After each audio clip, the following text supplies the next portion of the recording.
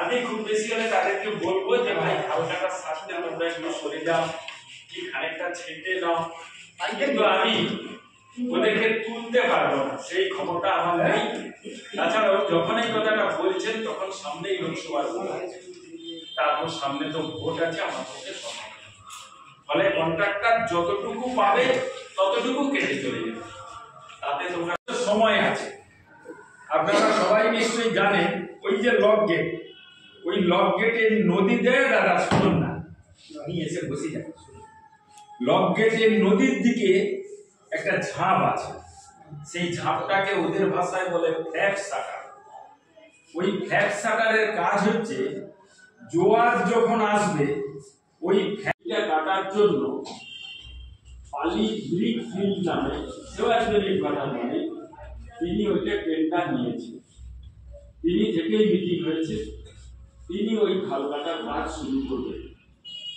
এই দুটি খাল ওই WBMDTCL এর মাধ্যমে মাটি বিক্রি করে খাল কাটা হবে।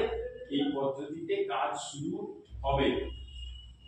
লাস্ট গত 4 দিন আগে বৃহস্পতিবার দিন সেই একটা বর্ষাতে ওরা যা করেছিল মাটি কেটে চড়াতে ফেলেছিল।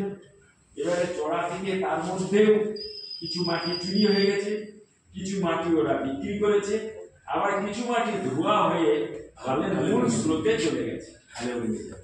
এই পদ্ধতিতে খাল কাটা হবে। এবারে সাধারণত ইরিগেশন ডিপার্টমেন্ট খাল কাটলে কোনো বেনিফিশিয়ারি কমিটি তৈরি করে, ওদের স্তরে স্তরে ইঞ্জিনিয়ার থাকে। মাটি বিক্রি করে, আগে আমার কথা শুনে নিন, তারপর আপনাদের প্রশ্ন থাকলে বলবেন। মাটি বিক্রি করে খাল কাটা, তবে আপনাদের খাল কাটা হবে এর মধ্যে একটা পদ্ধতিগত ভাবে একটা অন্য ম্যাটার আছে। সেটা হচ্ছে WBMDTCL খনিজ দপ্তরের একটি সংস্থা,